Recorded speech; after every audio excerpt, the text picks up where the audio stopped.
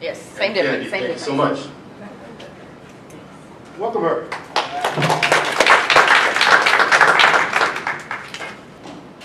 All right, good morning. Good morning. All right, I'm delighted to be here. As been indicated, my name is Estelle. I'm a practicing attorney here in Southern California, throughout California as needed, from the law firm of Estelle and Kennedy, a professional law corporations. And I'll tell you a little bit of background. We're a full-service law corporation. We've got some flyers in the back that indicate all of our practice areas. We practice a number of areas outside of bankruptcy and tax. Other than that, we have a number of attorneys that pretty much cover the entire gamut. Between our lawyers, we have over 55 years of collective experience, and we've got 3 offices. Los Angeles and Upland are our physical offices, and we have a satellite office in Mission Viejo by appointment only.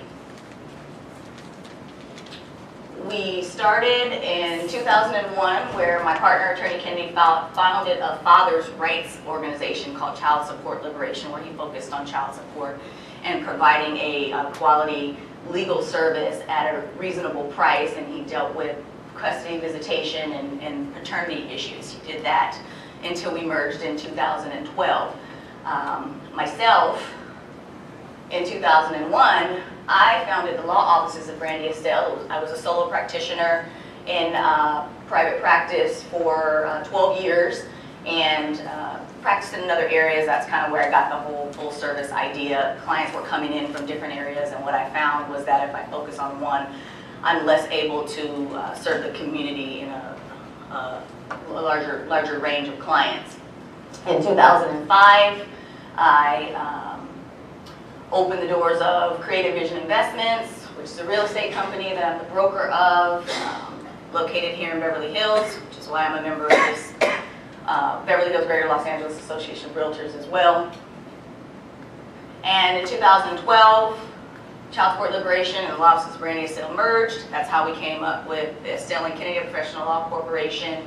We're a boutique law firm in the community, and we have 7 attorneys, 3 paralegals, and 2 law clerks between our 3 offices.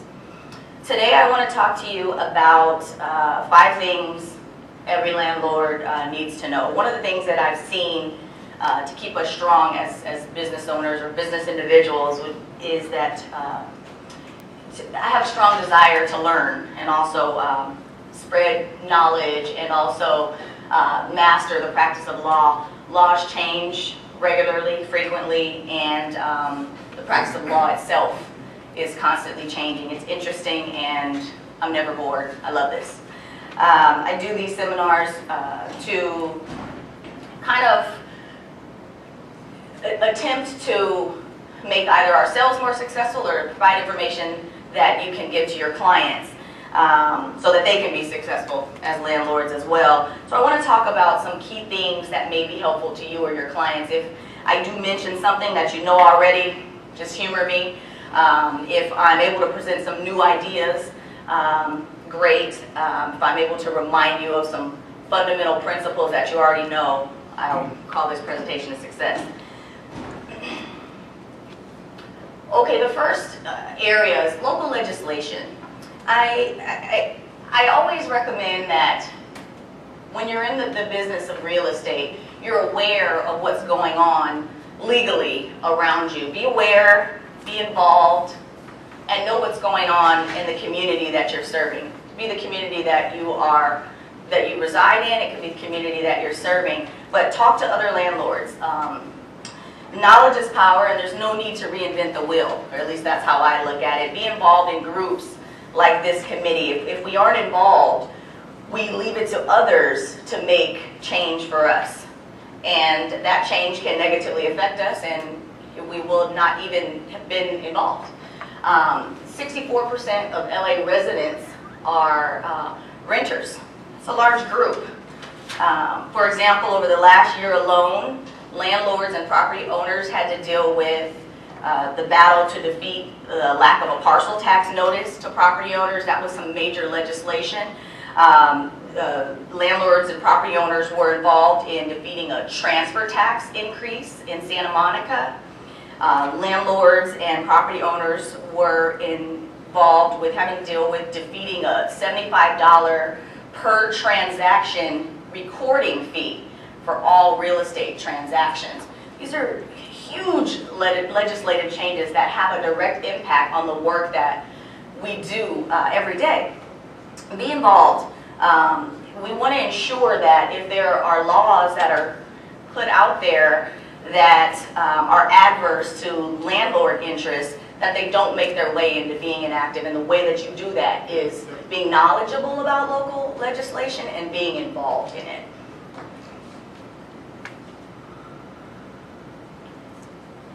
Rent control basics. This primarily is more of a residential concern, but I think it's something that if you're a landlord, you just need to know about. Rent control, what is it? It's also known as a rent stabilization ordinance. It's LA Municipal Code Section 15, also called RSO. It's a group of laws that limits the amount and the number of times the landlord can raise rents each year, and it limits or prohibits notices to vacate and terminate tenancies. Increases are generally based on the Consumer Price Index, and the terminations of tenancy reasons vary by city ordinances. Which cities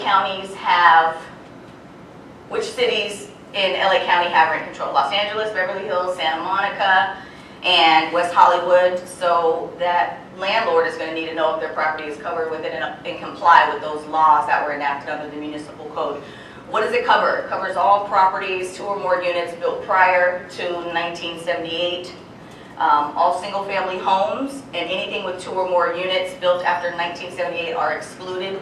A neat fact is that 80% of the 880,581 multifamily units in the city of Los Angeles are covered by rent control. I never knew it was that many. Why do we need to know it? So we don't violate the rules.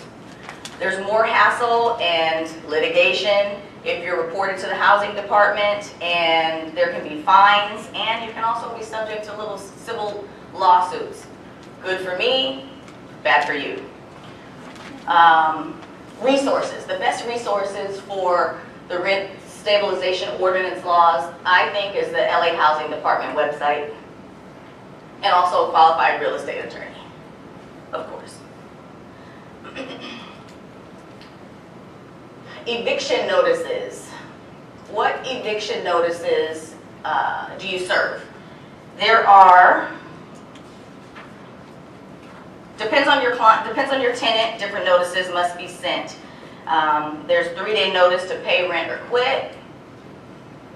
There's a 3-day notice to perform covenants or quit. There's a 3-day notice to quit, a 30-day notice to quit, 60-day notice to quit, and also a 90 as well. Your 3 days, actually, let me just sum them all up. You must serve, the terms of your notices must comply with the law in order for them to be valid in a civil court if you need to proceed with an eviction. It's extremely important to make sure that you have the right content in your notices, and it's extremely important to make sure that you have served the notice in the proper way. I've seen a number of times in my unlawful detainer actions where, sadly, I'm watching and a landlord represented themselves, and they failed to, write the amount, the total amount that was due, a breakdown of what was unpaid in the rent. So the notice was therefore improper. And once they went in front of the judge looked at the notice, and in less than a minute, the case was dismissed because the notice was prepared improperly. Service is another key. Service is another key with the notices. 3 ways to serve any notice are personal service, substituted service, and by posting and mailing. Obviously, the best type of service is personal service. That's when you physically hand a legal document to the individual who is being sued or going to be sued. There is substituted service. You can serve that person at their place of residence, or you can serve them at their place of residence, or you can serve anyone over the age of 18 who's also at the residence. And then there's posting and mailing.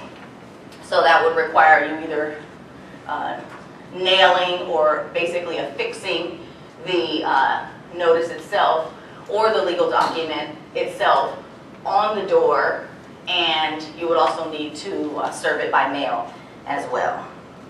If you're able to accomplish one of those ways to serve, your proof of service requirement will be satisfied.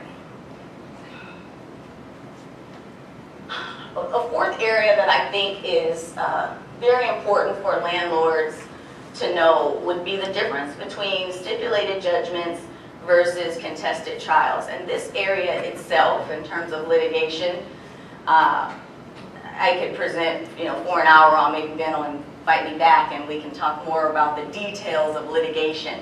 But stipulated judgments versus contested trials, I call it the best kept secret, the stipulated judgments, that is. I call it the best kept secret because many people don't know of this option that has a number of benefits, and it's an alternative to leaving the outcome of an unlawful detainer action up to the judge to decide. Let's talk about how you get the opportunity to even prepare a stipulated judgment. Steps to file your unlawful detainer. Before you get to the stipulated judgment, you need to file your unlawful detainer. So let's go over some of those steps. There's three main forms for an unlawful detainer. There's a civil case cover sheet, a summons, and a complaint. You file those forms with the court, or you hire an attorney to do so. You have to complete the proper process service. You can use the same methods that we referred to when we discussed the notices. And once the tenant is served, then you wait for the tenant to respond. If they're served in person, they have 5 days, and depending on the other types of substituted service, there's different time frames in which they have to respond. If they do respond, if they don't respond, you can file a default action. Again, we can go over default actions in detail in another presentation. But if they do file a response, then it's the burden of the plaintiff, who's the landlord, to actually file another document with the court to even get a trial date or a court hearing. So let's talk about your contested hearing. So you have the hearing. Everybody has a right to a hearing when you're a plaintiff in a lawsuit. The court makes you, when you get to the hearing, you'll check in with the court clerk, and the court's going to make you go outside and negotiate with the defendant, with the other party in the action.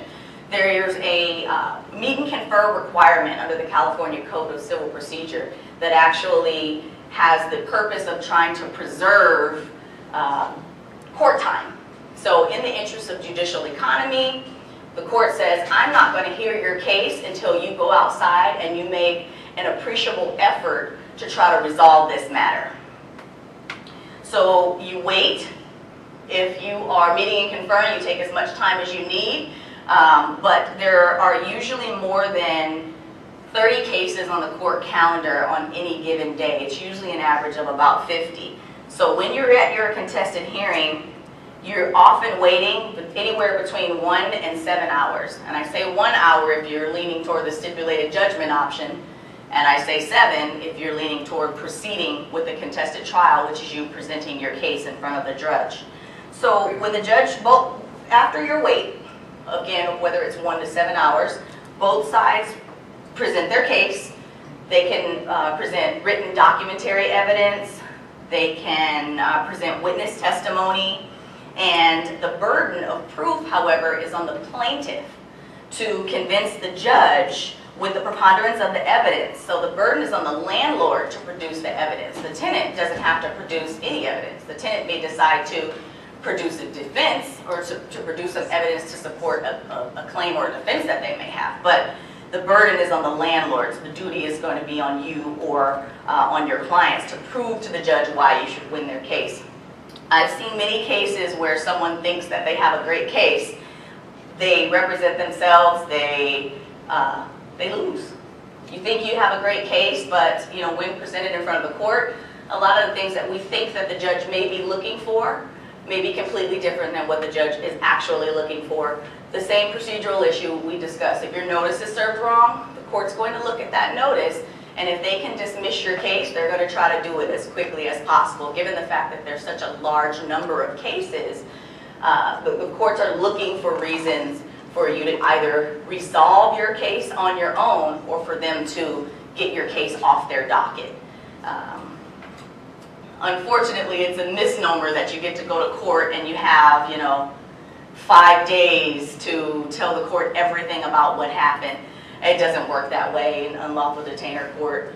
You generally get anywhere between 2 minutes and maybe 10. So the majority of your day is spent waiting around for your case to be called.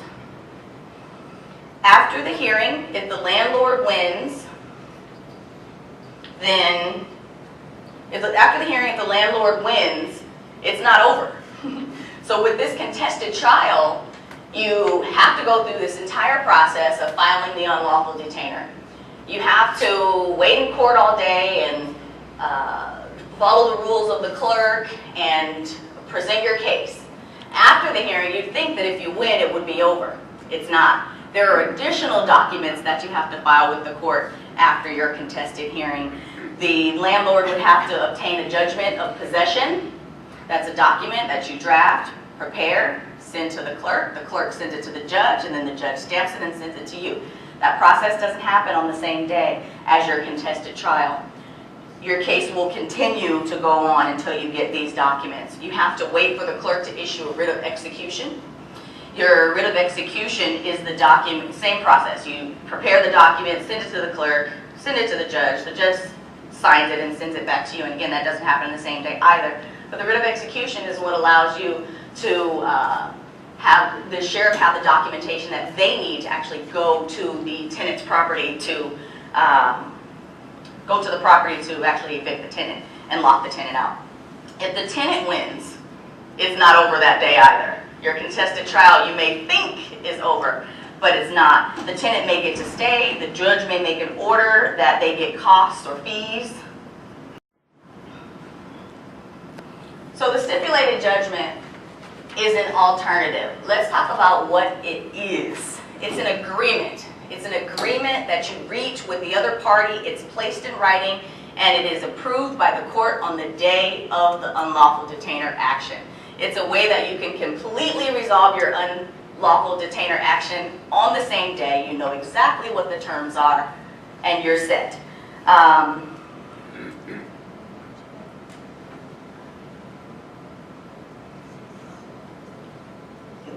With the stipulated judgment in this particular writing, you pick the terms of it. You pick the terms of it. It takes as long as you want it to take. If you want to negotiate with a person for 5 minutes and you come up with the terms, then there they are. If you take an hour to go over the terms of the agreement, you can do that. Once the stipulation judgment is drafted, it's a document that you write outside of the courthouse, it takes priority over all of the other unlawful detainer cases. Once the court sees that you have a stipulated judgment, your case takes priority, they call you, they stamp your order, and you're out of there. What a stipulated judgment can secure. You can save money on legal fees, you're in and out of court, everybody loves that idea. A lease termination, you have an actual termination date.